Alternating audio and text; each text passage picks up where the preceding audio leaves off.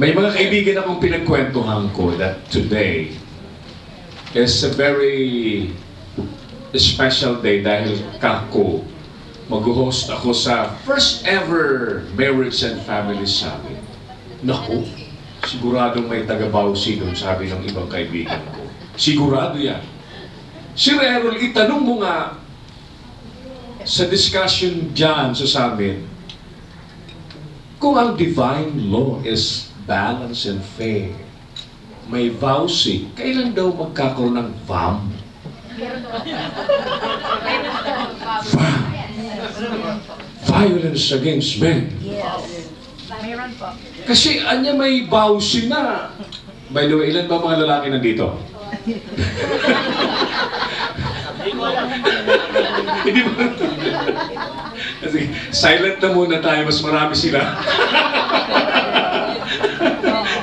Anyway, salamat po mga kaibigan. I'm excited again to introduce to you our next speaker as we go on with our summit.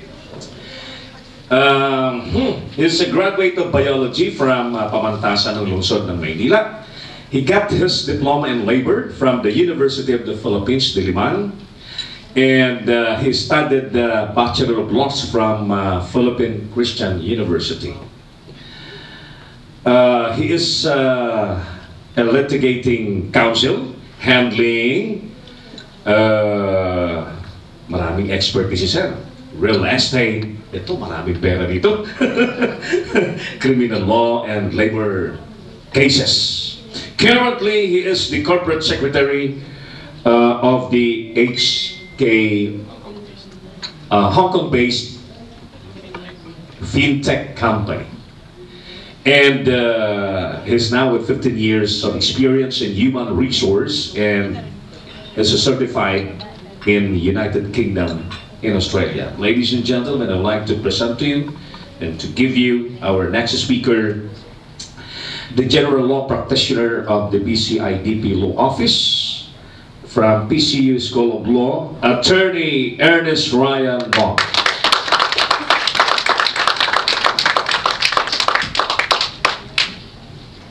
Salamat po sa introduction. Well, when partner Angelo talked to me about the topic I will be discussing this morning, sabi niya, marriage daw and the family code. Well, that's quite interesting because when you go to law school, you want to be a lawyer, that is one of the first subjects that you will study. Civil law, family law. And family law is codified in our family code. Sabi ko, in my mind, if I would talk about purely about the family code, well, you can just go to Rex Bookstore or National Bookstore and get a copy of the family code, read it, and you get everything there. More than I can discuss in 1 hour. Diba? So I come here without any pictographs, graphs, pictures to define marriage in the family code and discuss it. But I come here with experience. My experience is both on the side of me, on my younger years, being bad, and then me becoming a father and husband on my good side. So, I have pretty much good experience, kahit na medyo bata pa tayo. I would be emphasizing two things: marriage and family laws. Ang tanong nila, kanina may mga nagtatanong, sabi, or statements were made, sabi, some people are interested in going into relationships without the benefit of marriage. So, if that's the case, then the family code won't have an application on some of the more important things there. But before we start on that, I want to put this out first. All our laws are subservient to the Constitution. Again, sa first year law school, yan ang isa sa pinaka-importante.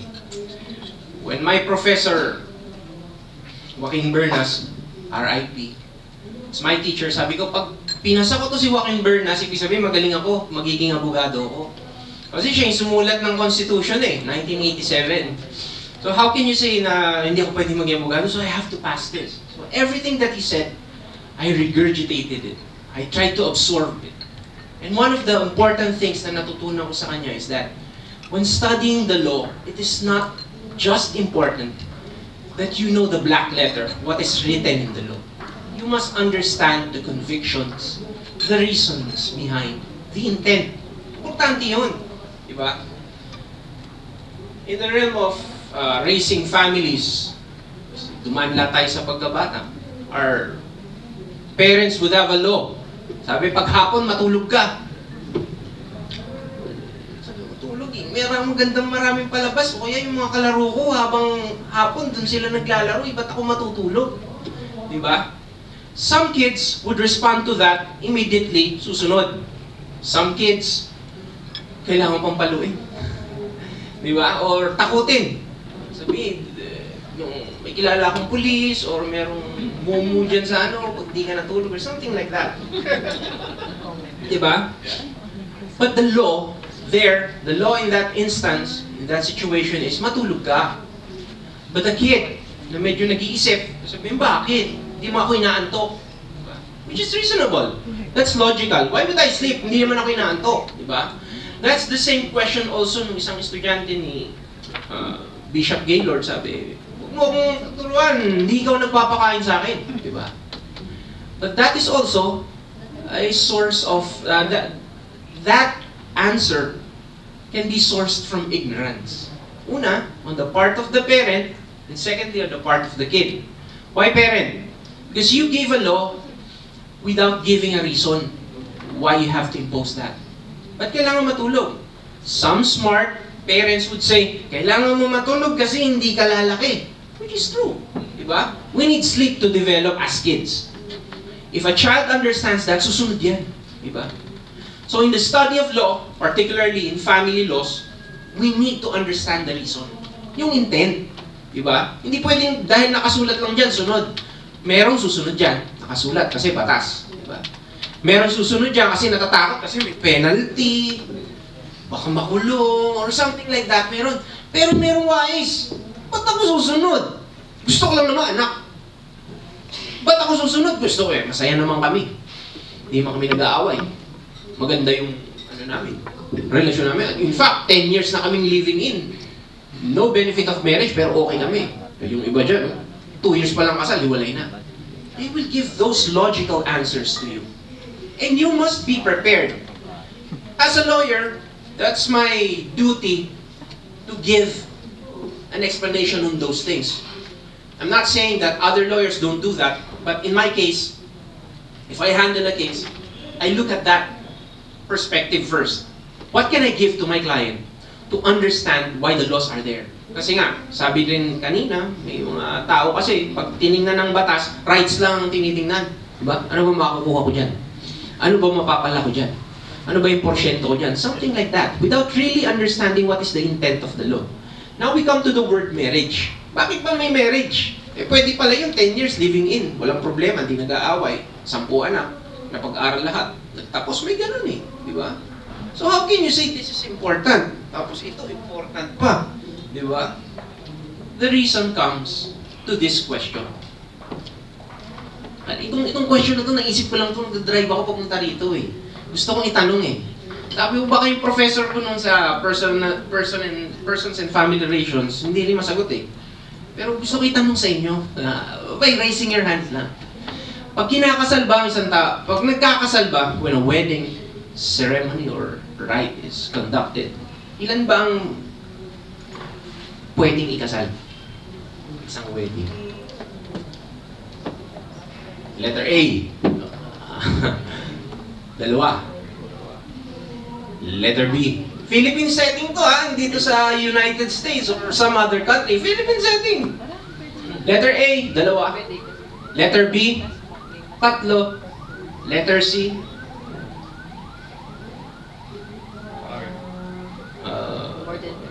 apat. Mas waiting. Sino po sa atin ang letter A? Dalawa. Dapat po. Yun, may kakuha akong isa. Dalawa. Natakot ako, baka walang tumaas dun sa ano eh, no? Diba? Usually, ganun eh. Pag medyo alangan yung tumaas eh, kasi baka sabihin 3. Bigyan ako ng ano, paliwanag ko bakit 3. Letter B. 3. Yun, dalawa. 3. Oh, more so. 4. Again, another hand. The back. Pag nandito si Mayor, mas gusto na Okay. mas maraming inaanak, mas maraming No, I'm speaking of a singular wedding ng isang ano relationship, let's say. Singular, a couple, yes. Letter A, dalawa. Letter B, 3. Letter C, 4. Letter C. Letter C. Wala namang right or wrong answer eh. Depende yung perspective, sabi ni Bishop eh. Walang right or wrong answer. Pero, in my case, I would choose letter C. 4. Tignan mo natin yung A. 2. Nasa batas yun, di ba? Sino pwede kasal? Lalaki, babae, 18 years of age. Pero kailangan ng parental consent or other requirements of the law. Tama yung letter A. If you raise letter A, tama, walang mali dun. Letter B, 3. Yung ibang professor sa law, tinuturo to eh. Pero yung iba hindi ini-emphasize eh. But like I said, I'm more on the intent. If I can teach you the intent of the law, umalis kayo dito sa seminar na to or this conference, masaya na ako. May nakuha kayo na intent. Kasi the law, pwede mong bilhin sa National Bookstore yan. Sa Rex Bookstore, basahin mo lang, meron ka na. But the intent, it's important because it's rarely taught in school. 3, bakit 3? Si babae, si lalaki, sino pa? Yung state. Kinasal ka sa state. Kaya ka nga hiningi ng marriage license. Diba? Kaya ka hiningi ng marriage license. You cannot get married without a marriage license. Even the solemnizing officers, they are asked to comply with the law. Hindi sila pwedeng basta magkasal. Hindi, ano na ako ngayon? Pwede na ako, marami na akong ano eh, na-advise na couples eh, pwede na akong magkasal. No, doesn't work that way. You still have that license, di ba? To solemnize a marriage. So 3, letter B. May panay 4. Masuwili. Yung babae, yung lalaki, yung state, in Diyos. My answer there is always letter C. That's the perfect scenario. Perfect scenario. If your answer is only letter A or letter B, you would survive. You will have a family. You will have a stable family. But if you want the most ideal one, wherein you're guided by all your faculties, the answer would be letter C, 4. State, kasama mo yung state, kasama mo ng Diyos, tapos yung partner mo.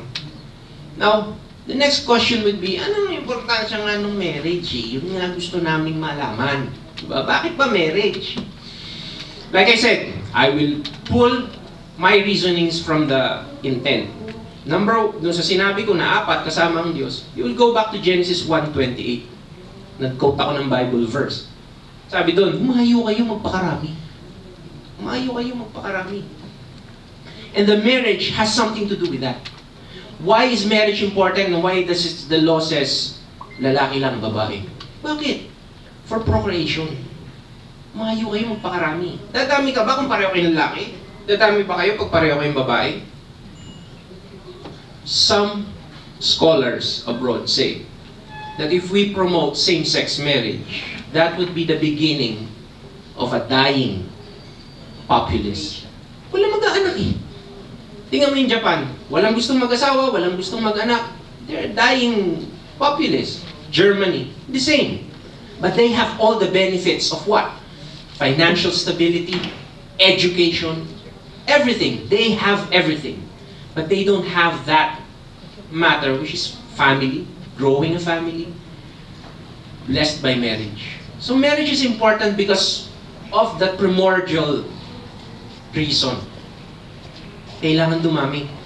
Ba't kailangan dumami? May population explosion nga tayo eh. Di ba? Yun yung next question, di ba? Again, all those questions, I'm saying, that's fine and dandy. Okay lang yan, magtanong ka ng ganyan. But sometimes when we ask questions ng ganun, it comes from ignorance. Pag sinabi namang ignorant ka, hindi naman ibig sabihin, no, wala kang alam, hindi ka nakakaintindi, hindi ka marunong magbasa, hindi ka marunong mag... No. It's just that you're not exposed to matters that are pertaining to this. Hindi mo nabasa, hindi mo pinagnilay-nilay, di ba? Hindi mo binigyan ng pagkakataon para intindihin, di ba? Because when we have that ability or that chance to meditate, to think of things, makikita mo mas marami ka palang potential eh. Hindi lang ikaw yan. Marami ka palang magagawa. Now I get to the other point that I want to make. We are spiritual beings. Ano mo sinabi? Sabi, akala ko ba lawyer to, bakit mga ganun ang sinasabi? But the thing is, we lawyers, if you study law, isa sa mga pinag-aaralan namin sa legal ethics is that we are priests. Pare kami. Ang ginagamit nga lang namin, batas. We are priests of the law. For me, my own definition of the law is a human interpretation of the divine law. Interpretasyon natin yan, di ba? May 10 utos. Lahat ng nasa 10 utos, pwede mong hilahin lahat ng laws ng batas natin. Bawal magnakaw, andun, di ba?